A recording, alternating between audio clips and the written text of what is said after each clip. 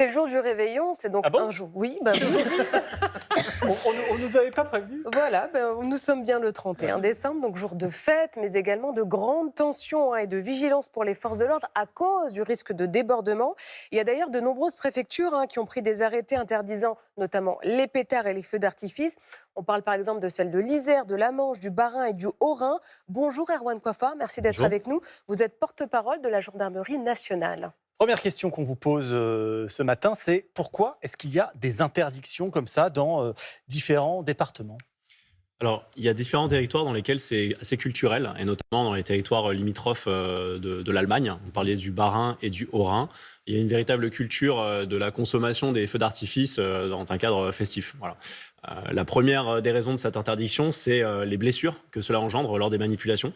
Il y a une catégorisation qui est assez claire, qui explique que certains types d'artifices ne peuvent pas être manipulés sans certaines compétences. Au risque de se retrouver mutilés. Voilà, donc c'est une des raisons assez importantes sur ces territoires-là. Et pas des moindres. Et pas des moindres. Dans d'autres territoires, c'est aussi par l'usage qui est fait de ces mortiers et de ces feux d'artifice qui sert en fait de projectiles et d'armes par destination en tirant sur les forces de sécurité. Alors justement, on parle de mortier et de feux d'artifice. C'est quoi la différence concrètement ? Je dirais que principalement, c'est sémantique. Quand on parle de feu d'artifice, on a un rapport dans le vocabulaire qui est plus festif. Mortier, ça fait plus référence au caractère détonnant et à l'engin pyrotechnique. Et c'est le même objet. C'est le même objet. Je vous dis, il y a une catégorisation avec différents niveaux de produits à l'intérieur qui entraînent une détonation qui, justement, peut amener à des blessures. Alors j'allais dire que fait la police, mais comme vous êtes gendarme, je vais dire que fait la gendarmerie dans ces cas-là. Ouais. Ouais. Comment écoutez, vous agissez? Déjà en amont, beaucoup. Dans la prévention, il y a à la fois des travaux qui se font en collaboration avec tout un public assez jeune. Vous avez comme ça dans le Bas-Rhin des collégiens qui ont travaillé à produire un modèle de message qui est passé sur des sachets de baguettes de pain, des sachets de pharmacie, pour sensibiliser toute cette population qui est assez jeune. On travaille évidemment aussi dans le domaine cyber, puisqu'il n'y a pas que physiquement qu'on peut se déplacer pour aller acheter ces feux d'artifice en Allemagne, il y a également dans le cyber. C'est d'ailleurs essentiellement en sur ligne Internet, qu'ils sont commandés, en non? ligne. Enfin, je suppose. Tout à fait, c'est une des façons importantes de le consommer, en tout cas d'essayer de l'acheter. Donc on a en gendarmerie près de 10 000 enquêteurs cyber qui sont qualifiés, avec une unité nationale qu'on appelle l'unité nationale cyber. Alors, mais en fait, la question qu'on se pose, c'est est-ce qu'on peut utiliser à la maison, en fait, en tant que particulier, des feux d'artifice ou des mortiers? Est-ce qu'il y a un cadre particulier? Comment ça se passe? Dans son jardin, Oui, vous ne c'est pouvez ça. pas contrôler pour le coup. Il faut se référer aux directives locales. Souvent, ce sont des arrêtés préfectoraux qui sont pris déjà pour réduire l'usage durant la période des fêtes. Ensuite, c'est aussi tout simplement une question d'âge. Il y a, comme je faisais référence tout à l'heure, une catégorisation particulière qui interdit la manipulation de certains de ces artifices aux mineurs et pour d'autres, pour les majeurs. Donc effectivement, ça peut être un effet récréatif au niveau du domicile, tout en prenant en compte quand même le voisinage. J'imagine que vous menez, vous, gendarmes, et peut-être avec d'autres autorités, des campagnes de prévention. Ça passe par là, je suppose aussi. Ça passe par là, elles sont importantes. J'évoquais ce qui était fait tout à l'heure en lien avec les écoles, mais c'est toute l'année. C'est toute l'année qu'on sensibilise beaucoup, même si c'est à l'approche des fêtes notamment qu'on en voit une plus grande consommation. Et quand on enfreint la loi, qu'est-ce qu'on risque? Par exemple, un jeune qui achète illégalement des feux d'artifice ou des mortiers, qu'est-ce qu'il risque? Il y a déjà avant tout une référence, comme je le disais, au niveau de l'arrêté préfectoral. Il y a une saisie administrative qui peut être faite.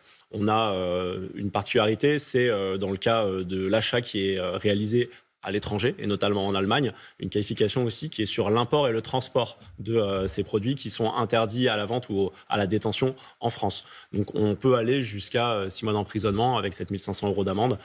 Ça reste à l'appréciation des magistrats. On parle beaucoup, et depuis le début de cet entretien, de tous ceux qui achètent et de tous ceux qui manipulent. Mais est-ce que ces engins-là, ils sont dangereux pour tous ceux qui sont autour? Est-ce qu'on peut être blessé par un mortier ou un feu d'artifice envoyé par quelqu'un dans le ciel? Tous les ans, malheureusement, on a comme ça des personnes qui sont victimes de ces déflagrations avec des blessures qui sont importantes. J'évoquais les mutilations, les brûlures, les traumatismes sonores. Donc oui, ça peut réellement être blessant et dangereux. Et les gens utilisent de plus en plus d'objets dangereux comme ça, de feux d'artifice, de mortiers. Vous voyez en fait On ne constate pas une augmentation, une recrudescence de la consommation d'année en année. En revanche, sur cette période-là, qui est avant tout une période festive, et ce sont c'est surtout les effectivement un jeunes, pic. c'est ça qui... Et c'est principalement un public jeune. Est-ce qu'il y a des alternatives?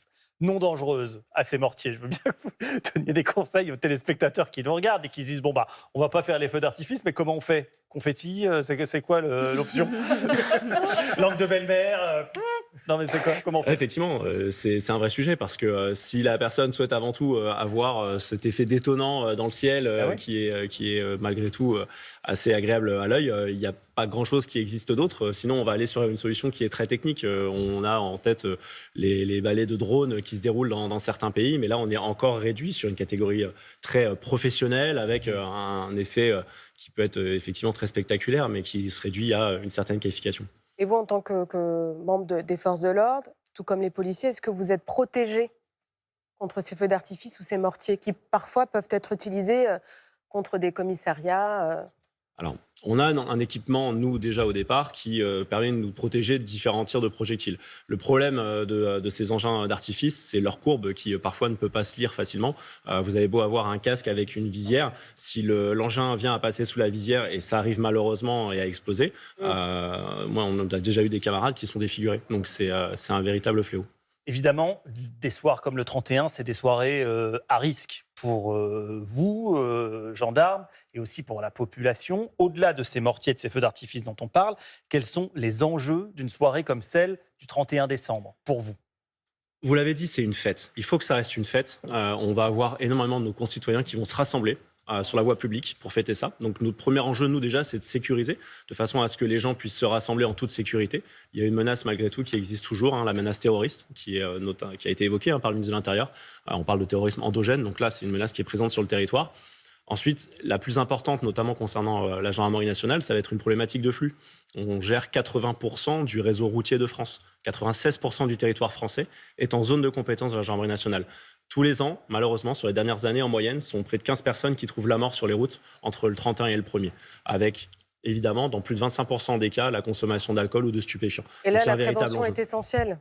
Il y a un pour l'alcool véritable au enjeu, c'est essentiel effectivement. Il faut que ça reste une fête. Il faut que les personnes prennent les dispositions en amont pour pouvoir soit rester dormir après la fête, soit rentrer sans avoir consommé d'alcool. Et il y a un réel enjeu pour nous d'être présents. Le but n'est pas de sanctionner, déjà avant tout, c'est de dissuader et d'éviter les drames.